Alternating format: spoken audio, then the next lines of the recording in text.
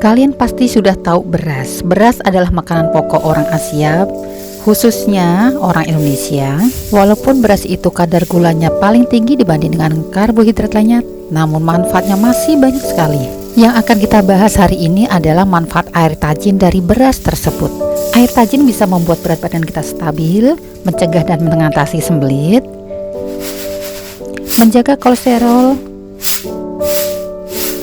menurunkan risiko Alzheimer, mencegah kanker, bisa menjaga kesehatan jantung, dan pastinya manfaat-manfaat yang lain masih banyak sekali. Untuk anak-anak zaman now, mungkin masih banyak yang belum tahu apa sih air tajin dan bagaimana cara membuatnya. Sebenarnya tidak ada ukuran khusus untuk membuat air tajin. Kalian bisa manfaatkan ketika mama kalian membuat atau memasak nasi dengan cara di tanah, bukan melalui magic jar ataupun rice cooker. Air rebusan beras ketika setengah matang bisa kita ambil dan kita minum. Di sini akan saya contohkan cara membuat air tajin. Jangan lupa dukungannya, subscribe, like, komen, dan di-share jika bermanfaat. Kita siapkan beras secukupnya, kemudian panci dan jeruk nipis jika nanti diperlukan, dan untuk tambahannya juga bisa dengan madu. Ikuti cara-caranya dan tonton sampai selesai videonya. Untuk yang belum subscribe, subscribe dulu ya dan tekan tanda lonceng.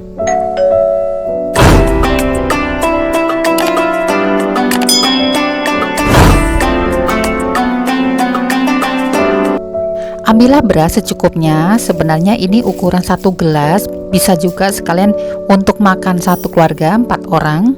Jika membutuhkan air jeruk nipis, kita bisa menggunakan 1/4-nya saja, dan air untuk memasak nasi sekitar 1000 ml, dan madu hanya 2 sendok makan. Itu pun jika berkenan. Beras sebelum dimasak harus kita cuci dulu karena masih banyak kotoran-kotoran yang menempel. Untuk mencuci beras yang benar, cucilah beras di dalam wadah, kemudian kita bolak-balik. Ini pun maksimal hanya 2 kali mencuci. Hindari mencuci beras berkali-kali, mungkin bahkan sampai airnya bening, justru itu akan menghilangkan vitamin-vitaminnya. Kemudian beras ditiriskan dan hindari untuk merendam selama sebelum dimasak. Kemudian air kita panaskan dulu. Kita masak sampai airnya mendidih. Jika air sudah mendidih, baru kita masukkan beras ke dalamnya. Masak nasi, apinya juga jangan terlalu besar. Ini hanya sedang, bahkan mungkin lebih kecil saja apinya. Cara ini sekalian mengajarkan untuk ibu-ibu muda yang tidak mau menanak nasi, maunya simpel-simpel pakai magic jar ataupun rice cooker. Sebenarnya hasil dari nasinya nanti lebih enak dengan cara ditanak seperti ini. Sesekali kita aduk supaya tidak berkerak. Kemudian kita tunggu, kita biarkan sampai nanti berasnya hampir matang, setengah matang. Jadi airnya sudah agak mengental seperti ini. Untuk diambil air tajinnya memang harus kita aduk-aduk lagi sampai nanti benar-benar mengental airnya. Jadi mengambil air tajin jangan sampai menunggu berasnya sudah matang ya. Ini sudah bisa diambil. Kita ambil dengan centong, dengan cara disaring sedikit demi sedikit. Untuk mengambil air tajinnya, apinya dimatikan dulu supaya berasnya tidak keburu matang, nanti jadi asat. Kita ambil sedikit demi sedikit supaya tidak ikut nasinya. Kita tampung dulu di mangkok, jangan ke gelas dulu, takutnya nanti pecah ya karena ini panas sekali. Jika dirasa air tajinnya masih belum cukup namun sudah mulai habis, kalian bisa tambahkan air panas di dalam rebusan beras ini. Kemudian kita aduk-aduk lagi. Apinya juga tetap matikan saja. Ini mulai keluar lagi air tajinnya dan ambil lagi saja. Kita ambil lagi air tajinnya secukupnya sampai cukup yang kita butuhkan.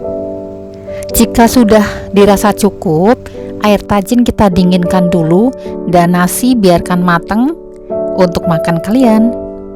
Air tajin yang sudah dingin boleh disaring karena pasti 1, 2, 3 pasti ada beras yang ikut.